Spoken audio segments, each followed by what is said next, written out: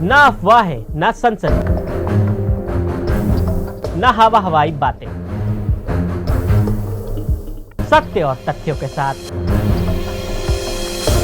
खबरों की तह तक।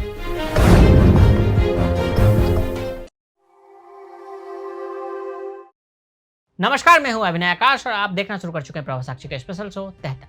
कहते हैं कि अगर शराब की लत लग जाए तो न सिर्फ पीने वाले की जिंदगी तबाह हो जाती है, बल्कि पीने वाले के परिवार का भी सुख और चैन छिन जाता है। दुनिया में शराब पीकर बर्बाद होने वाले की कहानी तो आपने बहुत देखी और सुनी होगी, लेकिन दूसरों को शराब पिलाकर बर्बाद होने की बात जब भी चर्चा में आती है तो किंग ऑफ गुड टाइम्स वाले विजय माल्या का नाम सबसे ऊपर आ जाता है। पिछले तकरीबन 2 साल से इस शराब ने दिल्ली सरकार का चैन छीन लिया है। तमाम गिरफ्तारियों के बाद 21 मार्च को ईडी की गिरफ्त में आम आदमी पार्टी के मुखिया और दिल्ली के मुख्यमंत्री अरविंद केजरीवाल भी आ गए। इससे पहले आपके कई बड़े चेहरे शराब नीति मामले में जेल में हैं।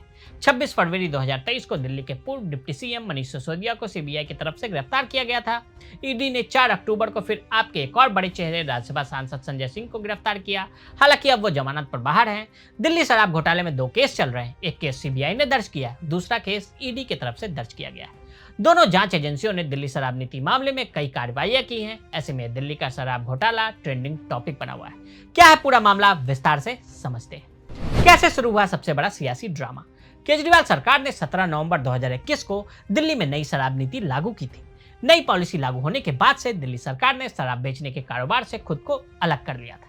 दावा किया गया कि दिल्ली सरकार शराब से ज्यादा कमाई करेगी। नई शराब नीति के तहत केजरीवाल सरकार ने दिल्ली में 850 शराब की दुकानों को शराब बेचने के लिए लाइसेंस दिए। इन शराब बेचने की दुकानों में 5 सुपर प्रीमियम दुकानों को शामिल किया गया।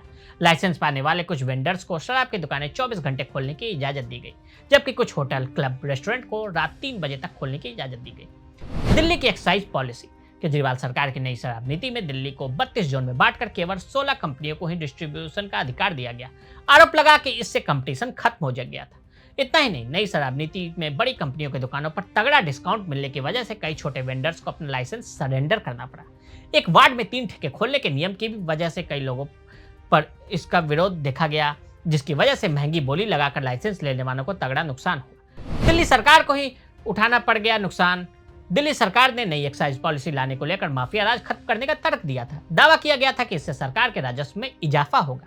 दिल्ली में नई शराब नीति लागू हुई तो नतीजे सरकार के दावों के ठीक उलट आए। सरकार को नुकसान उठाना पड़ गया। कुछ महीने बाद ही दिल्ली के उपराज्यपाल वीके सक्सेना ने आप सरकार की नई आबकारी नीति पर रिपोर्ट तलब की।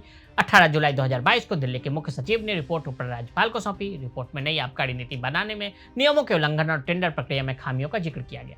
मुख्य सचिव की रिपोर्ट में नई आबकारी नीति में JNCDT act 1991, transaction of business rules 1993, Delhi excise act 2009 और दिल्ली एक्साइज रूल 2010 का प्रथम दृष्टया उल्लंघन बताया गया। मुख्य सचिव की रिपोर्ट में क्या कहा गया। मुख्य सचिव ने अपनी रिपोर्ट में कहा कि एयरपोर्ट जोन में लाइसेंसधारियों को 30 करोड़ रुपए वापस कर दिए गए, जबकि यह रकम जब्त की जानी थी। एयरपोर्ट अथॉरिटी ने दुकानों को खोलने की अनुमति नहीं दी थी। इसके साथ ही विदेशी शराब की कीमतें तय करने का फॉर्मूला संशोधित किया गया। बियर पर 50 रुपए प्रति केस की एक्साइज ड्यूटी लेवी हटा दी गई। इससे होलसेलर के लिए विदेशी शराब सस्ती हो गई और सरकार की कमाई घट गई। कोविड के बहाने शराब कर्मचारियों को 144.36 करोड़ रुपए की लाइसेंस फीस माफ कर दी गई। रिपोर्ट के सामने आते ही जुलाई 2022 में उपराज्यपाल वीके सक्सेना ने सीबीआई जांच के आदेश दिए। सीबीआई जांच के आदेश के बाद दिल्ली सरकार ने नई शराब नीति पर रोक लगा दी। अब अगले एपिसोड में आपको बताएंगे कि कैसे एलजी के आदेश के बाद 2 एजेंसियों एक्टिव हुई और एक कर शराब घोटाले से जुड़े लोगों की गिरफ्तारियां हुई। इसके साथ ही आबकारी नीति के मुख्य किरदार कौन कौन से हैं, इसकी भी जानकारी देंगे। अगर आप भी लेना चाहते हैं देश दुनिया की तमाम जानकारी तो आज ही सब्सक्राइब करें हमारे चैनल को। साथ ही नीचे दिए बेल आइकन को जरूर दबाएं ताकि हर अपडेट आप तक पहुंच सके।